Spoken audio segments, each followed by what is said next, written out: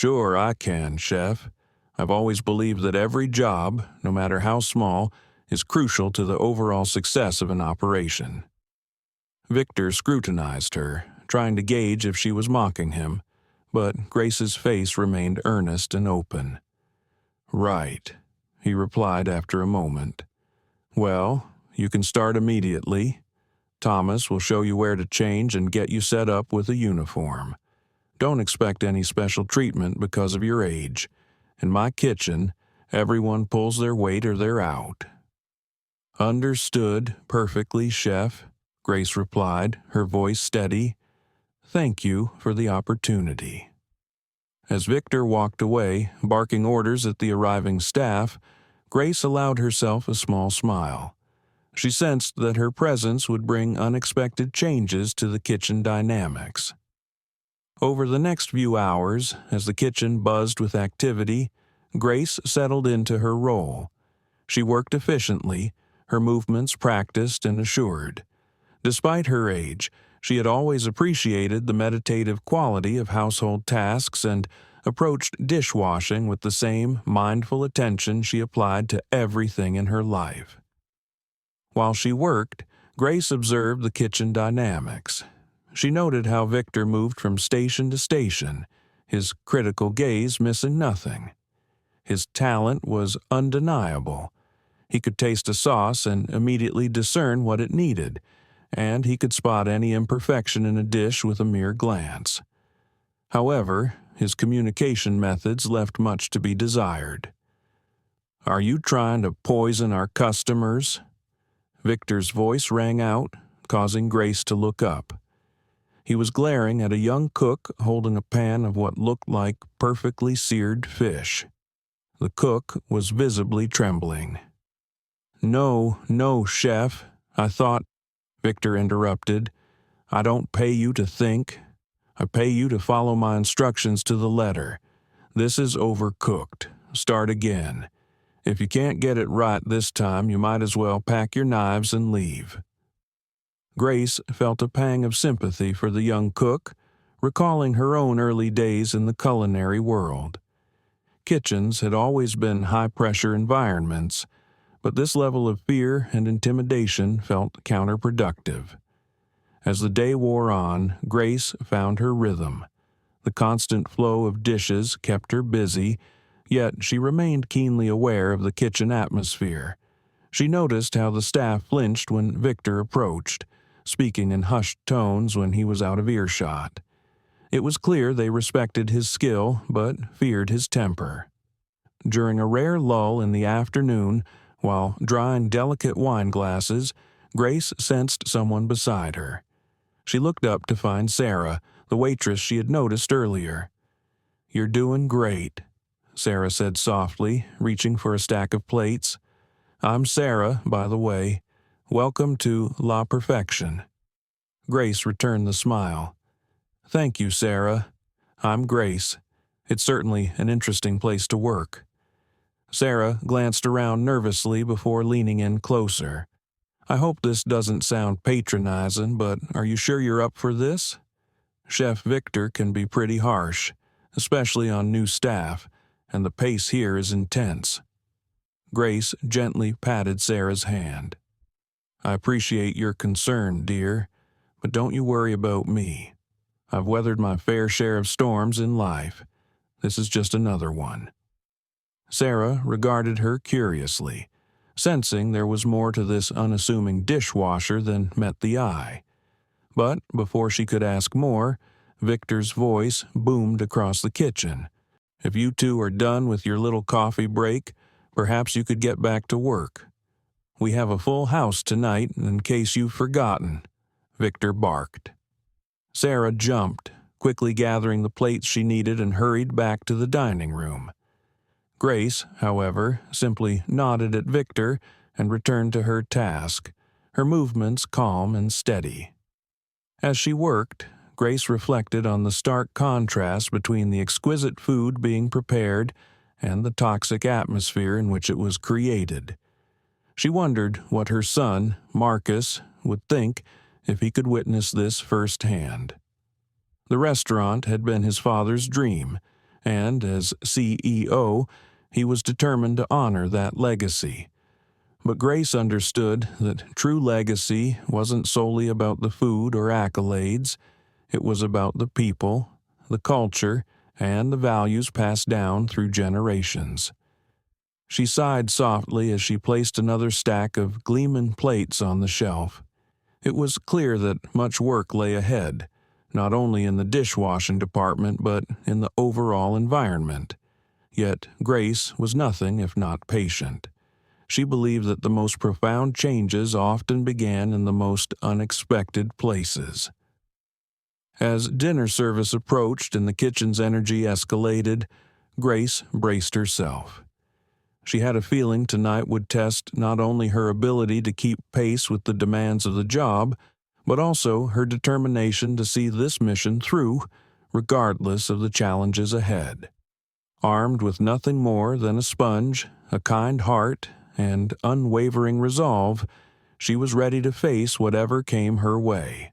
As days turned into weeks, Grace settled into her role at La Perfection, arriving each morning before dawn, her quiet presence a steadying force amidst the kitchen's whirlwind. However, as she became a fixture in the restaurant, she also became an increasing target for Victor's ire. At first, the comments were minor, a snide remark here, an eye roll there. "Keep up, Grandma," Victor would snap as he rushed past her station. Grace absorbed it all with a patient smile, her hands moving rhythmically from sink to drying rack. She noticed how the other staff winced at Victor's words, shooting her sympathetic glances when they thought she wasn't looking. One particularly busy evening, as the kitchen prepared for a high-profile event, Victor's temper flared. Grace was stacking a tray of freshly polished wine glasses when his voice sliced through the chaos. "What the hell is this?" he bellowed, storming over to her with a plate displaying a barely visible smudge near the rim. Calmly, Grace responded, "I apologize, Chef. I must have missed that one. I'll rewash it right away." But Victor wasn't interested in her apology. His face flushed with anger as he thrust the plate in front of her. "This is unacceptable. Do you have any idea what's at stake? We have food critics coming in tonight and you're sending out dirty plates like we're some greasy spoon diner?" The kitchen fell silent, all eyes on the confrontation. Grace stood her ground, her expression serene, despite Victor's proximity and volume. "You're right, Chef. It won't happen again." "Is that all you have to say?" he sneered. "Maybe you're too old for this job after all. Maybe your eyes are going along with your ability to do simple tasks." A collective gasp echoed through the kitchen. Victor's level of personal attack was shocking, even for him. Yet Grace remained unruffled. "My eyes are just fine, Chef," she said, her voice steady. "I assure you I'm more than capable of doing my job. Now, if you'll excuse me, I have dishes to wash." Turning her back on him, she dismissed Victor, who stood there sputtering with rage. With one last glare, he stormed off, barking orders at the rest of the staff. As soon as he was out of earshot, Sarah approached Grace, her eyes wide with concern. "Are you okay? I've never seen him go off like that before," Sarah whispered. Grace offered a reassuring smile. "I'm fine, dear. It takes more than a few harsh words to rattle me." Sarah shook her head in disbelief. "I don't know how you handle it. If he spoke to me like that, I'd probably burst into tears." "Well," Grace replied, her eyes twinkling, "I've had plenty of practice dealing with difficult people. You'd be surprised at what a little patience and perspective can achieve." As the weeks passed, Victor's treatment of Grace escalated. He seemed to take her calmness as a personal challenge, going out of his way to belittle her work and make snide comments about her age. One day, while taking a lunch break in the small staff room, Grace overheard two line cooks chatting. "I can't believe how Chef Victor treats that poor woman," one whispered. "It's like he's trying to drive her away." "I know," the other replied, "but have you noticed?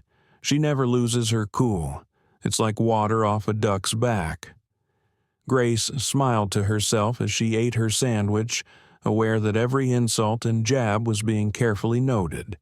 She was building a case piece by piece, with Victor unwittingly providing all the evidence she needed. Despite the humiliation, Grace found unexpected allies among the staff. Sarah took it upon herself to act as a buffer during Victor's worst outbursts, often lingering near the dishwashing station during stressful moments to offer silent support. Other staff members also showed small acts of kindness. A young prep cook would help Grace carry heavy stacks of plates, while the pastry chef would slip her an extra dessert at the end of a long shift. Grace's quiet dignity in the face of Victor's abuse had sparked a sense of solidarity among the staff, fostering shared resistance against the toxic culture that had taken root in the kitchen. However, Victor remained oblivious to this shift. If anything, Grace's continued composure only seemed to infuriate him further. He began to single her out in front of the staff, using her as an example of what not to do. "Look at this, everyone," he would announce, holding up a pot that Grace had just washed. "This is what happens when you hire someone who belongs in a retirement home. See these water spots? This is unacceptable. Do I make myself clear?"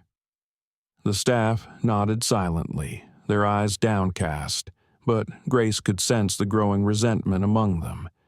She understood that Victor's behavior was not only harming her, but also poisoning the entire work environment.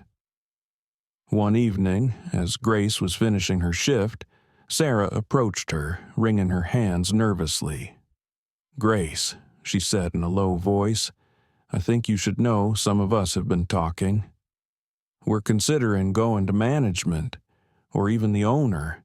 This can't continue the way Chef Victor treats you, or any of us. It's not right." Grace placed a comforting hand on Sarah's arm. "I appreciate your concern, dear, but please don't do anything rash. These things have a way of working themselves out." As Sarah walked away, still looking confused, Grace allowed herself a small, satisfied smile. The pieces were falling into place, and soon it would be time for the next phase of her plan. As the weeks wore on, Chef Victor's behavior deteriorated significantly.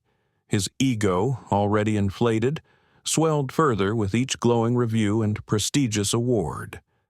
La Perfection was basking in fame, and Victor was convinced he was the sole reason for its success. The kitchen, once a hub of culinary creativity and passion, had turned into a pressure cooker of fear and resentment. Staff turnover hit an all-time high, with new faces appearing almost weekly, only to vanish just as quickly, unable to withstand Victor's relentless criticism. One particularly tense evening, as the kitchen prepared for a high-profile charity event, Victor's behavior hit new lows. He paced the kitchen like a caged tiger, his sharp eyes searching for any excuse to unleash his temper.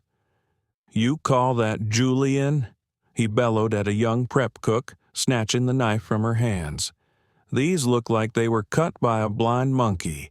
Watch and learn." He demonstrated the proper technique with swift, precise movements, all the while berating the young cook with increasingly personal and cruel remarks. "How did you even get hired here? Did you lie on your resume? Or did you sleep your way into this kitchen?" The cook's eyes filled with tears, but she remained silent, unable to move or speak.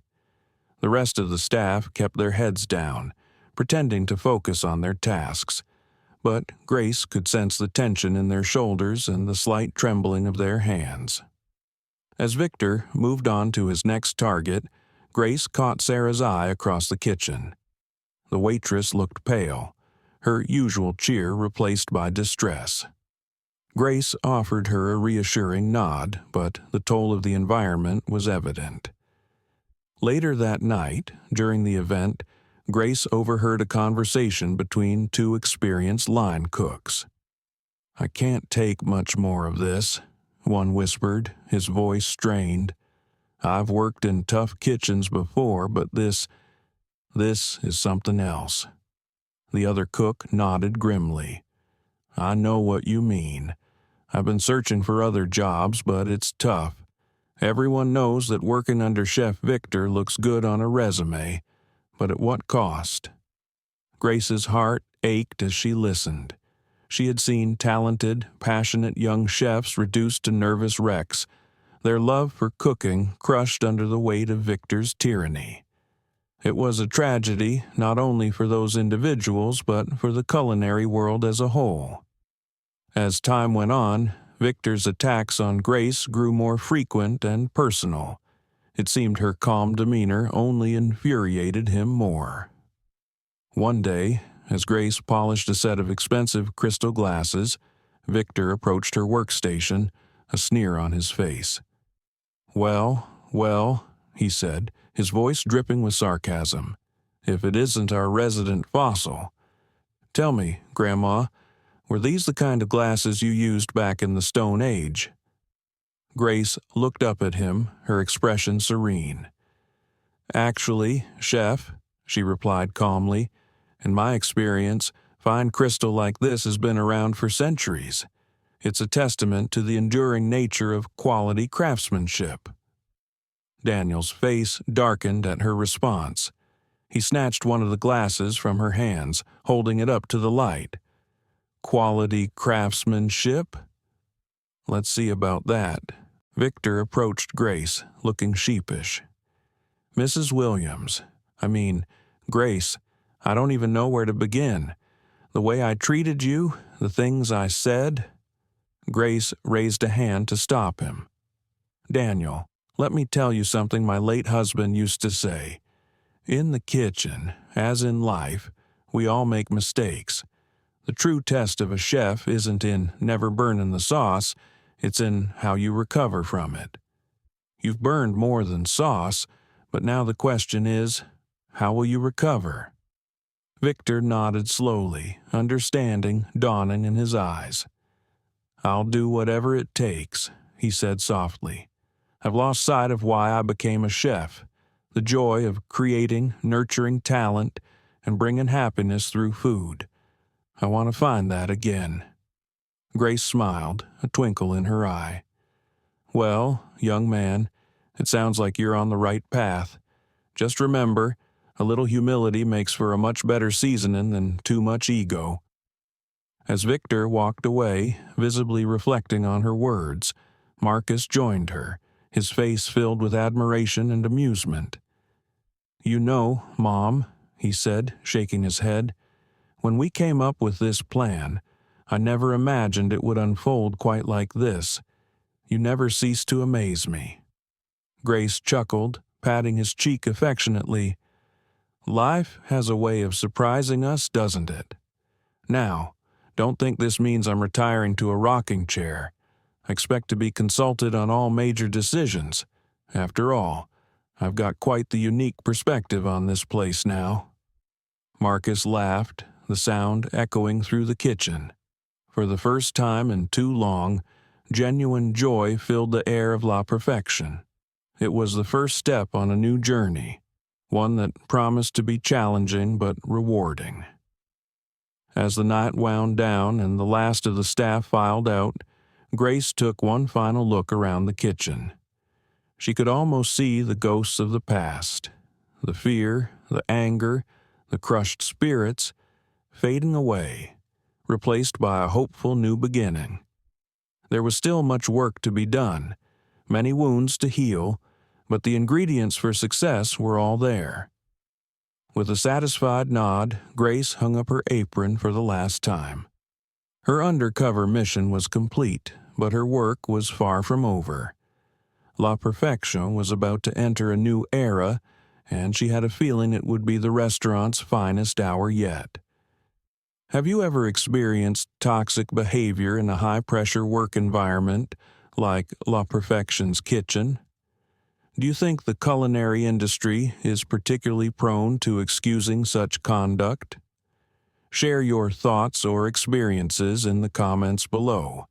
I'd love to hear from you. If you enjoyed this story of culinary drama and redemption, I invite you to subscribe to my channel. I pour my heart into crafting these inspiring stories, and your support is what keeps me going. Thanks for being on this journey with me. Let's see about that. With a sudden violent motion, he smashed the glass against the edge of the sink. Shards of crystal exploded outward, scattering across the floor. The kitchen fell silent, all eyes on Victor and Grace. "Oops," Victor said coldly. "Looks like you missed a spot.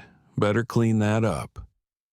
Without waiting for a response, he turned on his heel and strode away, leaving Grace to deal with the mess. As soon as he was out of sight, several staff members rushed over, their faces a mixture of shock and sympathy. "Are you all right?" Sarah asked, her voice trembling. "Did any of the glass cut you?" Grace shook her head, already reaching for a broom. "I'm fine, dear. Nothing wounded but my pride, and perhaps the restaurant's budget for glassware." As they cleaned up the broken crystal, Grace could hear whispers spreading through the kitchen. Victor had always been harsh, but this level of deliberate destruction was unprecedented. It was as if he dared someone to challenge him, to give him an excuse to unleash his full fury. As Sarah walked away, still looking uncertain, Grace allowed herself a small, satisfied smile. The pieces were falling into place faster than she had anticipated. Soon, it would be time for the next phase of her plan. The anticipation in the air was palpable as La Perfection prepared for what was being hailed as the culinary event of the year. A group of international food critics and influential food bloggers were set to dine at the restaurant. Their combined opinions held the power to elevate La Perfection to new heights of fame or bring it crashing down. The pressure in the kitchen reached fever pitch. Victor, his ego inflated by the stakes of the evening, was in rare form. His voice echoed through the kitchen, a constant stream of criticism and threats. "If any of you screw this up," he snarled, pacing the line, "you'll be lucky to get a job flipping burgers after I'm done with you. Do I make myself clear?" The staff nodded silently, their faces masks of concentration and barely concealed fear. Grace watched from her station, her heart heavy. She could see the toll this environment was taking on everyone: trembling hands, darting eyes, and the palpable sense of dread that hung over the kitchen like a storm cloud. As the first orders began to come in, Victor positioned himself at the pass, scrutinizing each dish with laser-like focus. Nothing escaped his critical eye: a sauce that was a shade too thin, a piece of fish slightly overcooked, a garnish not perfectly centered. "This is garbage," he bellowed, shoving a plate back at a terrified line cook. "Are you trying to sabotage this? Do it again, and do it right this time." Grace kept her head down, focusing on her tasks, but she noticed the tension affecting the food. Dishes that usually flowed smoothly from station to station were being rushed. Mistakes were made and hastily covered up. The perfectionism that had once defined La Perfection was crumbling under the weight of fear and stress. As the evening wore on, it became clear that things were not going as planned. Dishes were being sent back from the dining room, something that almost never happened at La Perfection. Whispers from the servers grew more urgent, their faces pinched with worry as they relayed the critics' less than enthusiastic responses. Victor's face grew redder with each passing minute, his temper fraying at the edges. He began to micromanage every station, second-guessing even his most experienced chefs. The kitchen, usually a well-oiled machine, sputtered and stalled under his overbearing presence. It all came to a head with the final course.